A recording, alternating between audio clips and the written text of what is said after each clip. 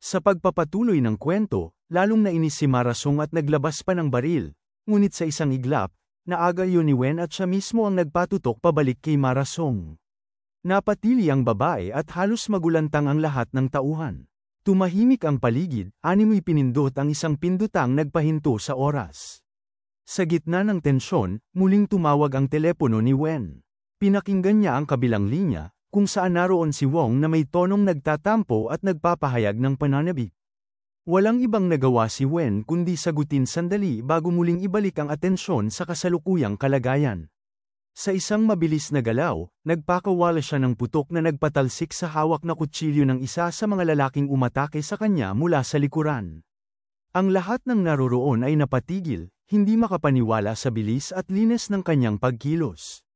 Nang itutok muli ni Wen ang baril kay Marasong, agad na lumuhad ang huli at nag-alok ng malaking halaga kapalit ng kanyang buhay.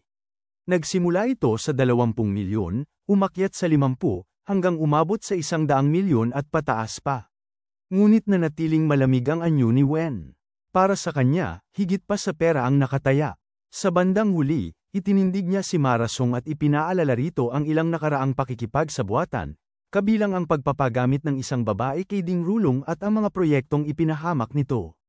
Ipinakita ni Wen na batid niya ang lahat ng negosyo at mga ari-arian ni Marasong, mula sa bar na pinakamalakas ang kita sa Shanghai, hanggang sa mga kumpanya sa aliwan, pelikula, at iba pa.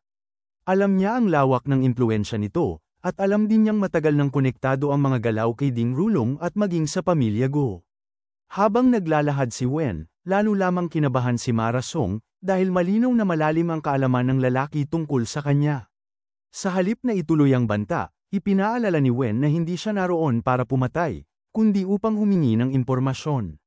Binanggit niya ang pangalang He Shiken, isang babae na matagal nang tinitingnan ni Marasong mula sa malayo. Nais ni Wen na makuha ito at dalhin sa Donghai. Laking gulat ni Marasong dahil ang lugar na iyon ay sakop ng impluwensya ni Li Robang. Ngunit bago pa man siya makapagtanong ng lubusan, tumunog ang telepono niya at nagmula ang tawag mula sa isang kakampi, si Gu Luo, mula sa ikatlong henerasyon ng pamilya Go sa Shanghai. Sa kabilang linya, naroon ang kaba at pagmamadali. Tinanong si Marasong kung sigurado ba siyang si Wen ang nasa opisina niya ngayon.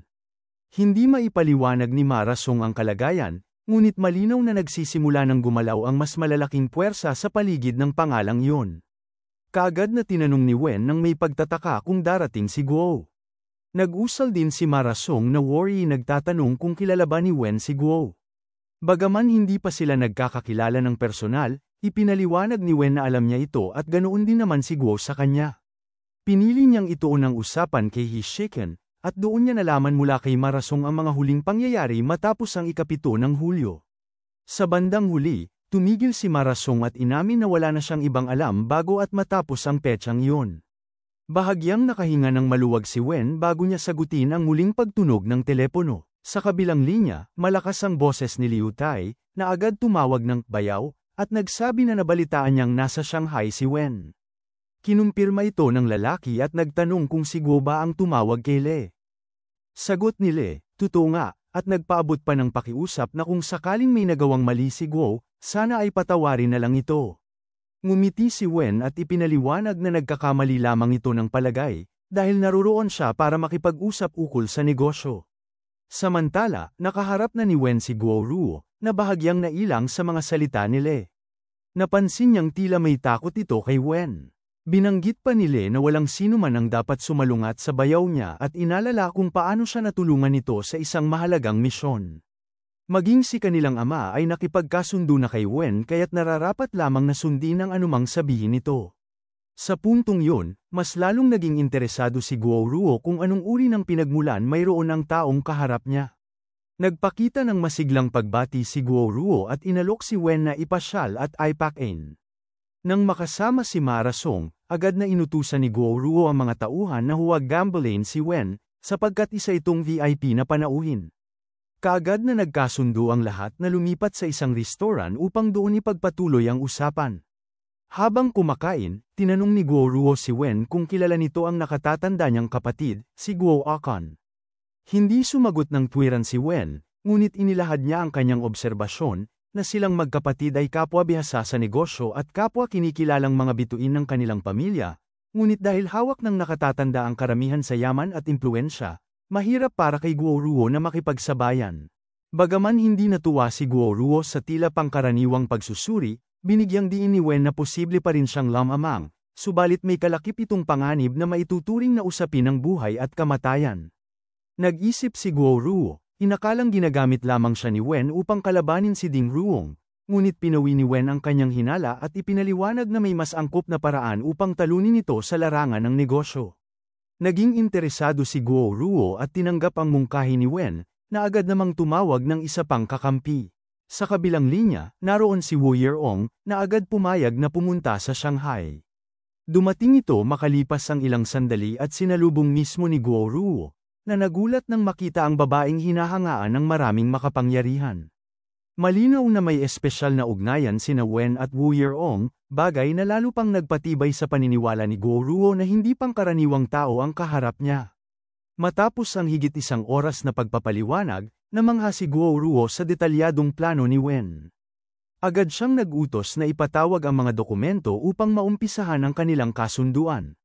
Samantala, nagpaalam sina Marasong at Guo upang sandaling lumabas, at naiwan sina Wen at Wu Yeong na muling nag-usap ng mas malapit. Ipinakita ng babae ang kanyang kasiyahan at pagtitiwala sa plano, kahit pa nananatiling kalmado at maingat si Wen sa kanyang mga salita. Habang nagaganap ito, muling tumunog ang telepono ni Wen. Tumawag si Li Robang, na tila naghahanap ng kasagutan kung bakit naroon sa Shanghai ang kanyang kasintahan. Alam ni Raut ang lahat ngunit hindi ito ibinahagi kay Li Robang.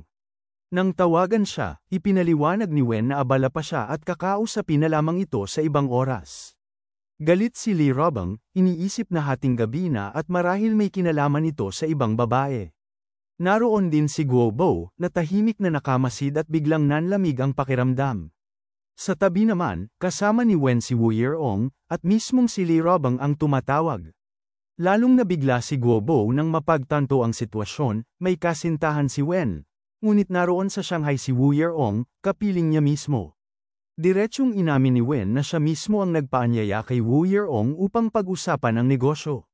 Maging si Wu Yeong ay nakahandang makipag-usap kay Li Robang. Sa kabila ng lahat, matapos mag-isip ng maigi, nagpasya si Li Robang na paniwalaan ang paliwanag ni Wen. Bagaman mabigat ang loob, naisip niyang seryoso at mahalaga ang dahilan kung bakit naroon si Wu Yeong. Pinili niyang palipasin at sinabing magpapatuloy na lamang siya sa paghihintay hanggang matapos ang lahat ng ito.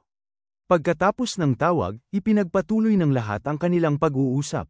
Ipinakita ni Guo Bo ang makakalap niyang impormasyon tungkol sa mga negosyo ni Ding Ruong, ang mga kumpanyang pinuhunanan nito, ang laki ng hawak na shares, at ang galaw ng kapital.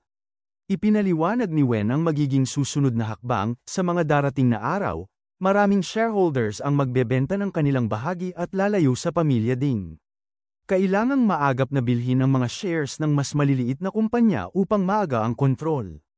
Naisip ni Guo Bo na sa pinagsamang lakas ng kanyang pamilya, ng koneksyon ni Wu Yeong, at ng mga impormasyong dala ni Wen, tiyak ang tagumpay.